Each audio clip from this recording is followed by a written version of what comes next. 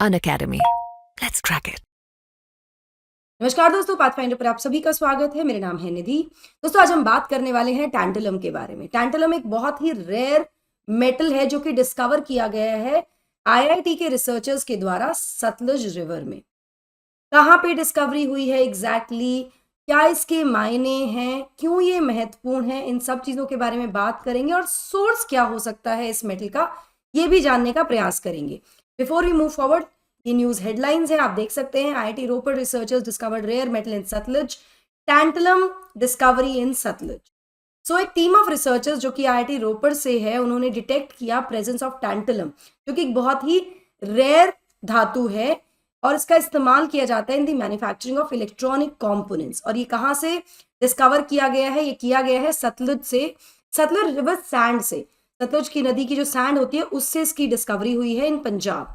जो डिस्कवरी है it was made by the team headed by doctor रेशमी Sebastian, जो कि असिस्टेंट प्रोफेसर हैं एट द इंस्टीट्यूट आईआईटी के सिविल इंजीनियरिंग डिपार्टमेंट में।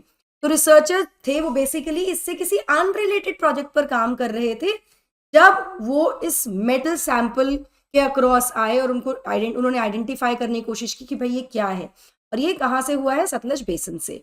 सो इसके बारे में और ज्यादा जानकारी लेंगे, बट बिफोर मूविंग फॉरवर्ड, ये मेरा छोटा सा इंट्रोडक्शन है दोस्तों। इस टेलीग्राम चैनल पर आप मुझे फॉलो कर सकते हैं for all my class update, schedules, PDFs.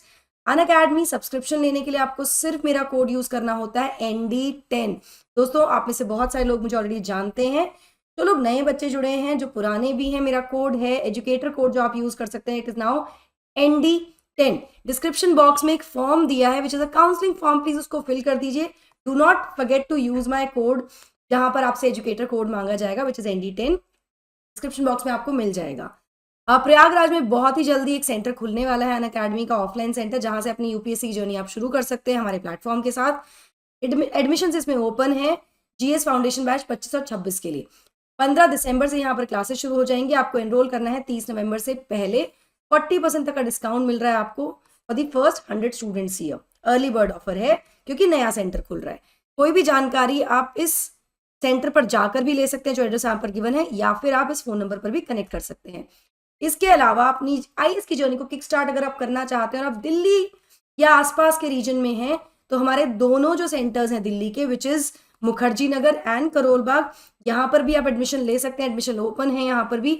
Enrol आपको करना है 30 नवंबर से पहले फॉर द अपकमिंग बैच, और आपको एडिशनल 35% का डिस्काउंट मिल जाएगा यहाँ पर जब आप एनरोल करते हैं 30 नवंबर से पहले। 25 और 26 के बैचेस 30 नवंबर से पहले शुरू हो रहे हैं, 30 नवंबर से शुरू हो जाएंगे। कोड आपको यूज करना है ND10। दोस्तों, एक कोड नहीं भूलना है बिल्कुल भी। कोड क्या है? ND10। Educator code is ND10। ये करोल बाग वाला जो सेंटर है उसका एड्रेस आपको यहाँ पर मिल रहा है। ये फोन नंबर है जहां पर आप कनेक्ट कर सकते हैं। So do not miss your chance to get additional 35% discount on your subscription and start your journey for UPSC CSC with Unacademy platform. चलिए, अब एग्जैक्टली क्या क्या हुआ यहाँ पे डॉक्टर सेबेस्टियन से जब बात की गई तो उन्होंने बताया कि जो एक्सपेरिमेंट्स थे वो बेसिकली उनका उद्देश्य क्या था। जो एक्सपेरिमेंट चल रहे थे यहाँ पे, जो रिसर्च चल रही थी, उसका उद्देश्य था कि भाई जो सॉइल है या रॉक्स होते हैं इस पूरे रीजन में, उनको स्टडी करना था, उनकी जो डायनेमिक प्रॉपर्टीज हैं उसको स्टडी करने के उद्देश्य से ये एक्सपेरिमेंट चल रहे थे। और उसके पीछे रीजन ये था कि वो ये जानना चाह रहे थे, इनको स्टडी करके जो उनकी प्रॉपर्टीज हैं जानना चाह रहे थे कि भाई किस तरह से इनका कोई रिलेशन हो सकता है इन केस ऑफ अर्थक्वेक। जब अर्थक्वेक आता है तो जो डायनेमिक प्रॉपर्टी होती है सॉइल के, रॉक्स की, उसका क्या कनेक्शन हो सकता है अर्थक्वेक के केस में। ठीक है, उन्होंने आगे कहा कोट अनकोट कि मिनरल एनालिसिस जो था, मतलब जो धातु वहां मिल रहे हैं, जो मिनरल वहां मिल रहे हैं, उसका एनालिसिस इनका गोल ही नहीं था इस एक्सपेरिमेंटेशन में। वो तो अचानक ऐसा हुआ कि ये जो mineral they came across this metal and they उसके बारे में रिसर्च हुई एंड फाइनली पता लगा कि वो टैंटलम है which is a rare metal. ठीक है, यहाँ पे जो ट्रेसेस थे टैंटलम के वो यहाँ पाए गए। It could be in the interest of the state. इनका ये कहना है कि भाई देखो, अब ये टैंटलम के हमें जो ट्रेसेस हैं मिले हैं और ये स्टेट के लिए काफी महत्वपूर्ण हो सकते हैं, ये जानने के लिए कि इसकी इकोनॉमिक वायबिलिटी कैसी होगी, क्या हो सकती है to mine such rare metal. मतलब स्टेट के लिए आर्थिक रूप से अगर इसका खनन किया जाता है तो ये कितना महत्वपूर्ण हो सकता है, कितना महत्वपूर्ण होना चाहिए। तो ये स्टेट के इंटरेस्ट में अब कहीं ना कहीं ये जो मेटल है ये आ गया है because the traces have been found. इसके बाद इन्होंने सजेस्ट किया कि 125 जगहों से सैंपल्स और लेने चाहिए अभी इस पूरे रीजन में। ठीक है। यहाँ पर टीम में जिसमें डॉक्टर सेबेस्टियन भी इंक्लूडेड हैं, उन्होंने प्रपोज किया है collection of Sutlej river samples from at least 125 locations. मतलब सतलुज रिवर चाइना से होते हुए निकलती है, ठीक है, और उसके बाद ये पाकिस्तान में चली जाती है। तो इस पूरे रीजन में इनका कहना है कि 125 जगह से लोकेशन सैंपल्स और हमें लेने चाहिए to identify the rare component, ताकि हम और बेहतर तरीके से इसको आइडेंटिफाई कर पाए। यहाँ पर यह भी कहा गया है टीम के द्वारा कि जो 125 साइट्स की हम बात करें तो टेंटेटिव नंबर है, ये भी हो सकता है कि 300 से ज्यादा साइट्स जो है वो मैप की जा चुकी हैं पंजाब गवर्नमेंट के द्वारा, जिनको एक्सप्लोर किया जा सकता है। मतलब 125 तो टेंटेटिव नंबर है, 300 ज्यादा साइट्स को एक्सप्लोर किया जा सकता है to identify the rare component, उनकी लोकेशंस को आइडेंटिफाई करने के लिए कहाँ कहाँ पर ये अवेलेबल है। ठीक है।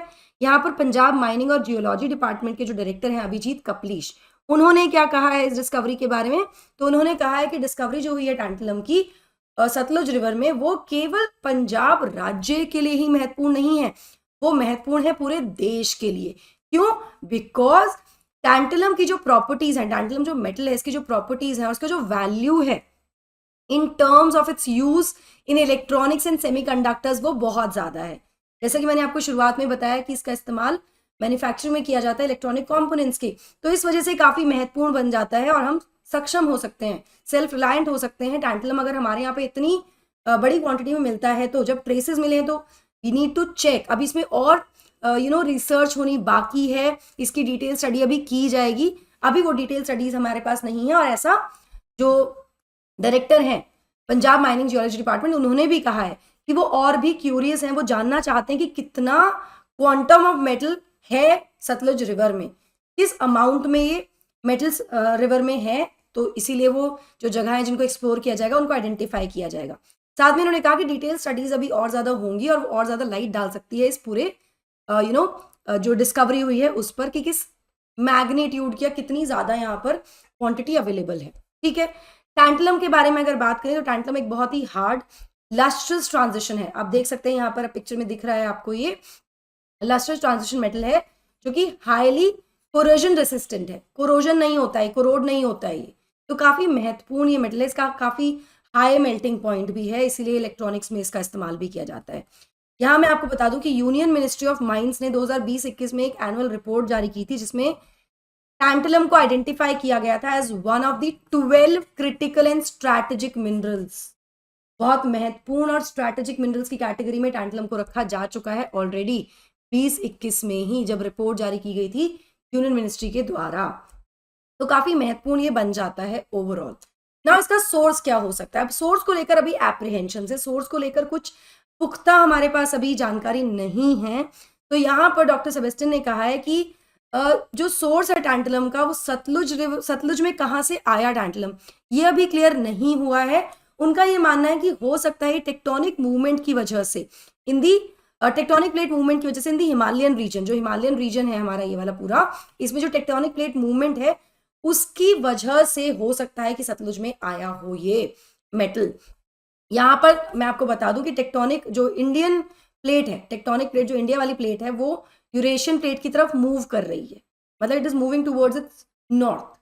ठीक। अब इसकी वजह से इस प्रोसेस में यूरेशियन प्लेट यहाँ पर है, इस प्रोसेस में जो कुछ ऐसे रेयर मिनरल्स थे जो बीनीथ द अर्थ है, मतलब दबे हुए हैं, वो शायद इस मूवमेंट के चलते, जिस तरह से हिमालय का जन्म हुआ ना, हो सकता है वो इस तरह से उभर कर अब बाहर आ रहे हैं, बिकॉज प्लेट मूवमेंट हो रहा है। अब हिमालय का जन्म उत्पत्ति कैसे हुई है? जब ये प्लेट और ये प्लेट दोनों आपस में टकराई, तो जो भी यहाँ पर मेटल्स थे, मिनरल्स थे, जो भी एरिया था ये पूरा, ये क्या हुआ था? It rose because of the pressure from both the plates, है ना। ज्योग्राफी क्लास नहीं, इसलिए बहुत सिंपल करके बता रही हूँ आपको।